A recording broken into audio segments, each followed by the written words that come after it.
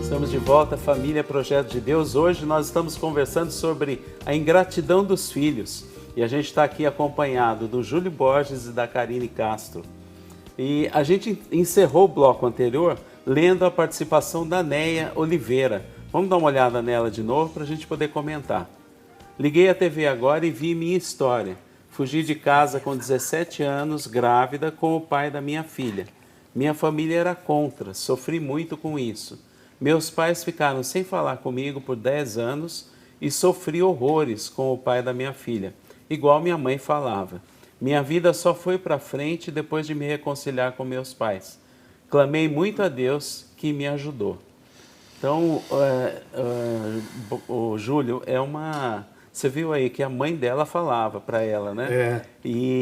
Exatamente. Igualzinho minha mãe falava para mim, né? Pois é. Mas ela com essa idade, 17 anos, não acredita muito. É mais ou menos o que você estava falando, né? É a história do filho pródigo. Eu também vi muito na história dela, porque 10 anos foi o tempo também, dos meus 15 aos 25. E acho que eu peguei alguns pontos ali que a Neia colocou, que minha mãe falava, meus pais eram contra. Geralmente, quando os pais são contra, eles têm um motivo deles, né? É que a gente é teimoso, cara. A gente quer as nossas coisas. Uma rebeldia, não é verdade? É uma rebeldia que todo mundo tem. Uns menos, outros mais, mas alguns são realmente muito mais. E acho que no caso dela, ela largou tudo para viver esse grande amor, que não era um grande amor. O que acontece muito por aí. No caso dela, o grande amor foi um homem, né? O pai do filho dela, né? No meu caso, meu grande amor foram as drogas, e cada um com as suas paixões pelo mundo, que largam e para viver as suas experiências e suas paixões. Mas acho que o mais bonito da história é tudo começou a dar certo quando eu voltei a me reconciliar com os meus pais. Esse é o filho pródigo voltando e o pai abraçando. Inclusive, a reconciliação com Deus passou por essa reconciliação com os pais dela. Exato. Né? O Karine, no caso aí dos pais dela, você acha que eles perdoam? Como é que é essa história do perdão, essa reconciliação com os pais? Da reconciliação com os pais, como eu disse para vocês, né, agora há pouco, ela, vamos dizer assim, que ela foi inconsequente, né, essa Neia, não é isso? Neia, o nome dela, a Neia. Mas eu acredito, gente, de que o ser humano, ele precisa passar por algumas coisas, vamos dizer assim. Alguns tombos. Alguns tombos, até mesmo por algumas frustrações, né? Para quê? Para crescer, para valorizar o outro, valorizando o outro e valorizando a si mesmo. Você acha que Deus se usa desses tombos para o amadurecimento? Eu acredito que sim, que Ele usa desses tombos, sim, porque assim a gente consegue até mesmo olhar para o outro, né? É porque eu tenho uma linha de pensamento, né, de que eu trabalho com a logoterapia também, né, com Viktor Frankl, de que o sofrimento ele é necessário. Né? É necessário para crescermos enquanto pessoa, né, enquanto ser humano. O sentido, o significado da vida está bem aí, né? Na troca para o outro. Uma vida de sentidos, né? Buscar o sentido, inclusive no sofrimento. Inclusive no sofrimento, isso. Porque ele vai enriquecer, né? Ele vai amadurecendo.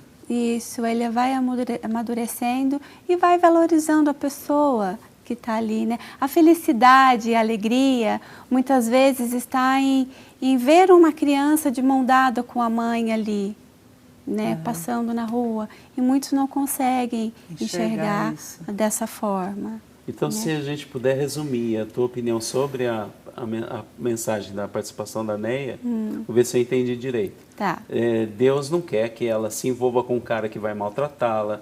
Deus não quer que ela engravide, inverta a ordem natural da gravidez e tudo. Deus não quer que ela passe por um relacionamento que vá machucá-la.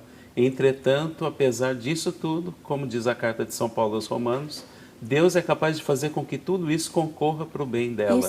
Isso. A partir do momento em que ela, como filho pródigo, olha cai em si e reflete, eu vou voltar para a casa do meu pai. Isso. Aí Deus é capaz de fazer com que isso tudo vire coisa boa na vida dela, né? E é esse sofrimento que faz ela encontrar sentido, tá certo? Omnem bono, tudo para o bem. É isso aí. E ele fala aqui, né, isso que você estava falando na parábola. Entrou em si e refletiu. Quantos empregados há na casa do meu pai que tem pão em abundância, e eu aqui a morrer de fome? Levantar-me-ei e irei a meu pai e dir-lhe-ei: meu pai, pequei contra o céu e contra ti. Eu já não sou digno de ser chamado seu filho. Né? Quantas vezes, né, inclusive muitos filhos, hoje, pode ser até que algum filho está me assistindo aqui, e tenha esse medo, esse receio de voltar à casa do pai. Né? Você começa a refletir, puxa, mas na casa do meu pai eu tinha isso, eu tinha pão em abundância, eu tinha afeto em abundância, e eu resolvi largar tudo, né? E aí você entrou em si refletindo. Isso daí é muito importante a gente entrar dentro de nós, porque como Santo Agostinho falava, hoje é o dia dele, depois a gente vai falar um pouquinho, eu te procurava fora de mim e tu estavas dentro de mim, né? Ele procurava Deus fora e Deus estava dentro. Então, esse entrar em si e refletir é quando eu acho o Senhor dentro de mim, né? E essa reconciliação que ele teve com o Pai é a nossa reconciliação com Deus, né? Quantos de nós nos perdemos no caminho e continuamos perdidos? Está na hora da gente entrar em si, refletir, né? E falar como eu era feliz antes. E meu irmão, dá tempo de voltar. Né? O pai o esperava de braços abertos. O pai estava, né, eu costumo pensar assim, que o pai estava na varanda da casa esperando a volta desse filho. Que pai e que mãe não aguardam, não esperam a volta do filho. Então a mesma coisa o Senhor Deus conosco, né? O nosso Pai do céu.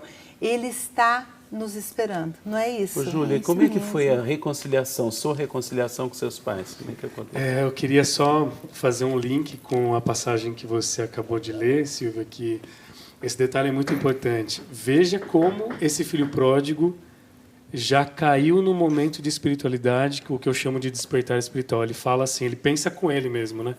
Pequei contra o céu e contra meu pai. Ele poderia ter pensado simplesmente, eu peguei contra meu pai, eu vou voltar. Não, agora ele tem uma outra visão. Agora ele já pensou no céu. A minha mãe, ela sempre rezou a vida dela inteira. Desde quando eu me lembro de criança, minha mãe... Eu sempre brinco que a minha mãe era aquela senhorinha do poder. Tá na igreja rezando o terço, alguém pediu uma oração, ela rezava o terço todo santo dia. Se pudesse, iria na missa todo dia comungar. Enfim, ela tinha uma fé muito grande. Todo mundo que conhecia minha mãe sabia disso. E minha mãe, ela não desconfiava sobre o meu uso de drogas. Meu pai já mais esperto com a vida. Mas ela achava que eu já estava fora da igreja, que eu estava bebendo demais, chegava em casa muito tarde, já não ficava muito em casa, morava na casa de um, morava na casa de outro, e aquela vida diferente que ela sonhou para mim, né? E meus pais também. Fora da igreja total. E eu me lembro uma vez que minha mãe, quando ela teve o primeiro câncer dela de mama, ela me pediu um abraço. Eu sempre falo isso para os adolescentes. Ela me pediu um abraço. Eu não dei um abraço na minha mãe. Eu fiquei tão constrangido, eu estava tão distante da minha mãe, quando ela doente, chorando, me pediu um abraço. Eu fiquei constrangido, dei 2 tapinhas nas costas da minha mãe e falei, mãe, a senhora vai melhorar. E voltei para o meu quarto. Aquilo hoje rasga o meu coração, porque minha mãe ela não falou, volta para casa, para com isso. Ela só falou, me dá um abraço, eu não dei. E nesse tempo foram 10 anos e minha mãe rezando igual Santa Mônica. Não tem como não, todo mundo lindo, conta né? essa história e fala, sua mãe foi Santa Mônica. Dia dela. É demais. A diferença é o tempo, né? 30 anos para Santo Agostinho, no meu caso são 10 e eu não sou santo também. Mas assim, a história é muito parecida. Eu li as cartas de Santo Agostinho e eu me identifico muito com as coisas que ele fala. E o resumo da história, a minha reconciliação foi 10 anos depois. A minha mãe, ela contou depois para mim que ela... Inclusive, a gente está na Quaresma de São Miguel, nesse momento. Começou dia 15 e termina dia 29 de setembro. E alguém ofereceu para ela essa ideia. Maria Helena, reza a Quaresma de São Miguel pelo seu filho e ofereça a vida dele para Deus. E minha mãe, segundo que ela falou, que ela já estava tão cansada com a doença, com tudo, que depois ela me contou que essa foi a última oração. Ela teve uma combinação com Deus. Senhor, essa vai ser minha última oração, porque eu não aguento. Puxa. E foi a última oração que funcionou. No dia 29 de setembro de 2008, eu tive minha conversão, meu despertar espiritual. Eu tive uma experiência muito forte, não dá para contar aqui, muito longa. Mas eu tive uma experiência... Mas rapidamente, conta, porque Sim. eu já ouvi. E eu sou apaixonada pelo testemunho do Júlio. Mas nesse sonho que você teve, conta só essa batalha aí espiritual. Literalmente, eu fui dormir bem tarde, eu me lembro, e eu tive uma experiência de viver o inferno. Imagina para alguém que era ateu, que não acredita mais em Deus, de repente se vê num lugar onde era tudo escuro, eu sentia todas aquelas coisas ruins, eu estava no inferno. Lá eu vi os meus pecados, e Paulo fala na carta dele de Coríntios 13 que hoje a gente vê em partes, mas um dia a gente vai ver face a face. Espero, Deus, que um dia a gente veja Deus face a face, não de novo os meus pecados como eu vi. Nossa. E aí eu vi os meus pecados e ali eu entendi muita coisa, acordei no meu quarto, num processo de luta espiritual muito grande, fui beber uma água, a água não descia, pensei em suicídio, eu morava num prédio de 9º andar, a sacada estava aberta, eu pensei em pular, e no momento em que eu pensei em pular e me matar, porque eu vi tanto pecado que eu falei, eu não presto para nada. E é isso que o demônio quer fazer com a gente. Ele quer dar para a gente a certeza de que a gente não vale nada, a vida da gente acabou e você só te espera a morte. Não é mais ou menos isso? É isso. E ele entrou na minha cabeça de um jeito, me mostrando todos os meus pecados, toda a minha sujeira, lavagem do porco, era isso que eu estava filho pródigo, eu estava comendo lavagem do porco e achando que eu estava comendo banquete. E quando eu me toquei daquilo, Deus, a gente sempre fala na missa, né? Senhor, eu não sou digno de que entreis em minha morada, mas dizei uma só palavra e serei salvo. E Deus colocou uma palavra no meu coração, essa palavra foi luta. E começou a repetir no meu coração, luta contra isso. E aí, na hora, eu lembrei de uma coisa que eu não usava há 10 anos na minha vida, que era um terço que minha mãe colocava do pé da minha cama. E toda noite eu tirava aquele terço, porque eu odiava o terço. Eu colocava numa gaveta e eu deixava o terço lá. No dia seguinte, o terço estava pendurado. O terço estava lá de novo. Minha mãe insistindo, né, na fé. Que lindo. E aí, na hora que isso veio no meu coração, luta, eu pensei, o terço. Corri para o meu quarto, o terço, graças a Deus, estava lá pendurado. Tentei rezar, não consegui. Tinha uma imagem da Sagrada Família em casa. E eu lembrei que quando eu era adolescente, as pessoas tocavam a imagem e faziam o sinal da cruz. E eu pensei, vou fazer isso, né? Tem uma imagem da Sagrada Família, inclusive, aqui atrás. Nós temos, isso. E na hora que eu toquei a imagem, minha cabeça abaixou, assim, na hora, para tipo assim, você não vai fazer isso. Era uma batalha espiritual muito grande que eu estava vivendo. E na hora que eu estava desistindo, eu escutei o barulho da cama da minha mãe. Corri para o quarto, por Deus, minha mãe estava sentada na cama com um terço na mão. Sentei do lado dela e falei, mãe, reza agora comigo. Minha mãe nem perguntou nada, ela fez o sinal da cruz e começou a rezar o terço ali comigo. E naquele momento a cura começou a acontecer. Então, assim, foram as orações da minha mãe, foram a luta, a não desistência deles, do meu pai também, mas é que minha mãe ali foi a minha intercessora principal de toda a história. E aí você pediu para ela rezar mais um terço? O primeiro terço eu não consegui rezar, eu não consegui acompanhar, eu não conseguia falar. Quando terminou, minha mãe, como toda mãe, tinha uma água do Divino Pai Eterno ali do lado da cama, impressionante. Senhorinha de poder. Senhorinha do poder. Aí ela pegou aquela água benta e me deu. Eu não consegui tomar a água eu engasgava com ela. E minha mãe tampou e deixou na minha mão, e meu pai acordou, pegou uma cruz de ferro que estava escrito Jesus Misericórdia, colocou na minha mão, e eles não perguntaram nada. E nesse momento eu ouvi uma voz no meu coração de mulher que falou assim, reza mais um terço. E eu olhei os meus pais e falei, vamos rezar mais um terço? E eles, assim, com uma cara de, tipo, o que você está fazendo? Como assim? O que está acontecendo aqui, né? Que delícia. E aí eles rezaram mais um terço, eu não consegui rezar de novo, e no terceiro terço aconteceu da mesma maneira. Fez um silêncio no quarto, a voz voltou e falou assim, reza mais um terço e termina o rosário. E aí eu olhei para os meus pais e falei, vamos rezar mais um terço. Meu pai me levantou. Você não sabia nem o que era rosário? Não, sabia o que era terço, rosário. Mas rosário, E aí meu pai me levantou e me levou para a sala. Tinha uma imagem de Nossa Senhora do lado da TV. E aí ele me colocou de joelho. Na frente da imagem, eles colocaram, olha o poder da oração de um pai e de uma mãe. Eu sempre falo isso. A gente não tem noção. Eu lembro da mão leve da minha mãe, da mão pesada do meu pai, e eu apaguei. Eu acordei no Salve Rainha no colo da minha mãe. Meus pais não estão mais vivos, né? Mas eu gostava de levar o meu pai nos testemunhos, porque meu pai dizia que no momento em que eu me ajoelhei e eles colocaram a mão, ele disse que eu olhava para a imagem de Nossa Senhora e falava com ela como se ela fosse uma pessoa.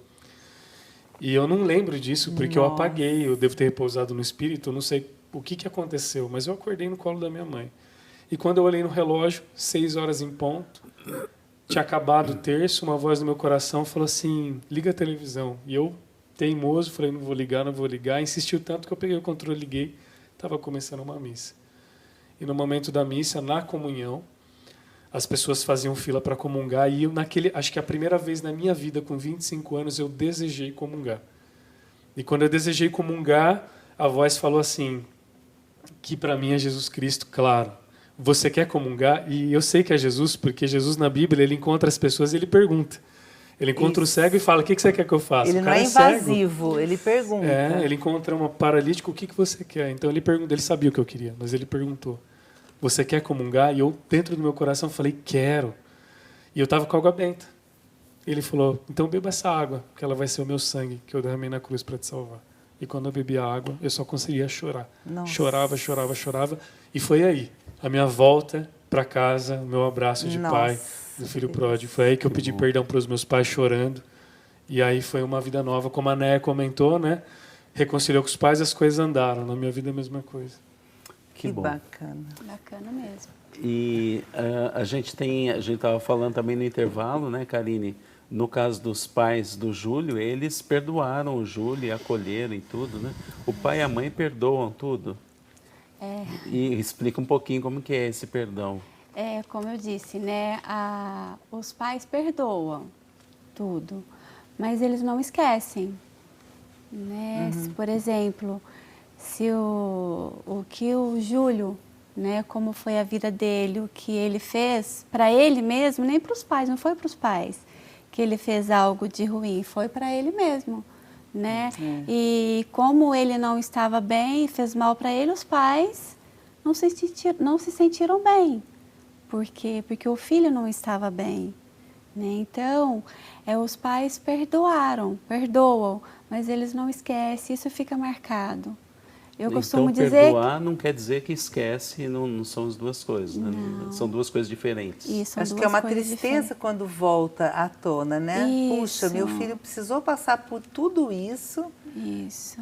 Sofrer tudo que sofreu, porque a gente não quer que um filho sofra, isso, né? Isso, a gente não quer. E deve doer muito no coração dos pais mesmo, né? Isso mesmo. Eu costumo dizer que assim, como uma cicatriz, né? Eu machuquei, levei um corte, né? E aquela cicatriz vai ficar ali, né? Marcada, para lembrar o que eu fiz, né? O que foi que eu fiz para ficar com essa cicatriz. É a questão que eu vejo do amor, né? E de não esquecer, de amar e não esquecer. Tá. E a gente está recebendo mais participação pelo WhatsApp. Deixa eu perguntar aqui para a nossa diretora, a gente comenta agora ou a gente vai para o intervalo? Vamos fazer agora, tá bom. Que bom. Então, dentro desse assunto, porque está bem dentro daquilo que a gente está falando, é uma mensagem da Alessia. Estou passando por um problema com o meu filho de 15 anos. Somos um casal religioso, mas ele não quer nos acompanhar, até largou a catequese. Só quer saber de sair com os amigos. A escola sempre me chama para conversar. A mensagem é daqui de Louveira, pertinho aqui de Valinhos, onde nós estamos. Obrigado, Alessia, pela sua partilha, pela sua participação. Então, a gente tem 2 pontos aí, né? A primeira, o filho com 15 anos, também parece com o que você estava passando, né, a sua idade e tudo. E outra coisa também, um conselho que a gente pode dar para essa mãe, né? Júlio, quer comentar alguma coisa aí? Que você... Você que está acostumado a falar nas escolas também, né? Diariamente eu vejo o outro lado do adolescente, né? Mas quando eu converso com os pais também, muitas vezes, eu percebo que existe realmente um desespero de sanar isso e tentar mudar isso de uma maneira rápida. E o que eu posso dizer é, a primeira coisa, oração. A história da minha vida é totalmente voltada para a oração, então tem que ter muita fé em Deus, mas tem o agir também. Existe um grupo chamado Amor Exigente que atua justamente com a família que sofre as consequências do usuário de droga, da pessoa que escolheu errado. E eu não esqueço do que eles falam, que é: ame a pessoa, mas não aceite o que ela faz. Sim. Ponto. Eu acho que esse é o caso, né? Eles têm que amar esse garoto de 15 anos, não esqueçam de amar, porque o amor constrange, o amor faz... Toda vez que alguém fala de conversão é porque se sentiu tão amado por Deus que se sentiu constrangido, quebrantou o coração e sentiu vontade de voltar para Deus, porque é um amor inacreditável. Esse garoto tem que ser amado, mas ele não pode ser... As ações dele não podem ser valorizadas. Talvez esse seja o conselho que eu dou. Oração, amar, mas não aceitando as coisas erradas que ele faz. Como estar mais junto, assim, Júlio? Por exemplo, chamar esse filho para fazer uns olho, programas, falou, né? que você acha, assim, não trazer é os amigos para dentro de casa. Trazer, exatamente. Esse é um caminho. Assim, acho que trazer os amigos é bom para conhecer com quem ele anda, claro. Mas ele tem 15 anos. Vamos lembrar que ele tem 15 anos e ele está ainda sob a autoridade dos pais. Então, eles podem interagir ali. Se ele tivesse 18, 19, 20 anos, seria mais difícil. Mas com 15, os pais têm autoridade ainda sobre essa vida. Eu aconselho eles a conhecerem o ambiente onde eles frequentam. Eu conheci fazer um churrasco, né? Trazer... Eu conheci um casal de amigos que eles levam os filhos para a balada. Levam e buscam. Fazem questão disso. Porque eles sabem, na hora de chegar e levar e ver onde eles estão, o lugar e com quem ele está e o estado que ele está na hora que ele está indo embora. O caminho é ficar mais próximo. Aí como, eu não sei, porque depende um pouco da personalidade do garoto. Porque você não pode também ser muito invasivo, né? Mas eu acho que esse carinho, a aproximação, o amor, não pode faltar. Tem que ter esse é o momento, né? Não ficar julgando muito ele, porque ele é adolescente. Todo adolescente tem um pouco de rebeldia, como a gente já falou. Posso falar uma coisa? Claro. Tem um livro que chama Carinho e Firmeza com os Filhos. Carinho e firmeza com os filhos. E ele mostra bem isso, né? De que o quanto eu devo sim dar o carinho para o meu filho, mas eu preciso ser firme.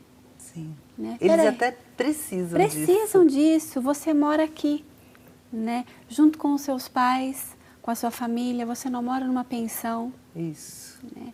Então, precisamos desse respeito, né? Porque os pais respeitam, né, o filho também precisa dar esse respeito para os pais e se respeitar também. Abrir o jogo, né? E falar: olha, filho, não vai mesmo porque eu não me sinto seguro. Eu já passei por outras situações, já vi, sei que o risco que você está correndo, então algumas coisas você não vai fazer. Isso. Simples e claro. Sem precisar brigar, sem precisar espernear, sem precisar... mas usando a autoridade que é conferida aos pais por Deus. Isso. E outra, né, Carlão? Se o filho vai fazer algo de errado, ou já está com essa intenção, com que dinheiro que ele vai fazer? Quem deu esse dinheiro a ele? Então, a firmeza. O pai não vai dar esse dinheiro para ele. Tudo isso são coisas para os pais observarem. E naquele olho no olho já começa a perceber os sinais. E dizer não. Os adolescentes que eu encontro que estão em tratamento de dependência química, muitos deles falam que como eles queriam receber nãos dos pais. Não tenham medo de dizer não, porque eles não vão entender agora. Lá na frente eles vão entender. Não tem medo. Excelente. A conversa tá boa aqui, mas a gente tem que dar uma paradinha de novo.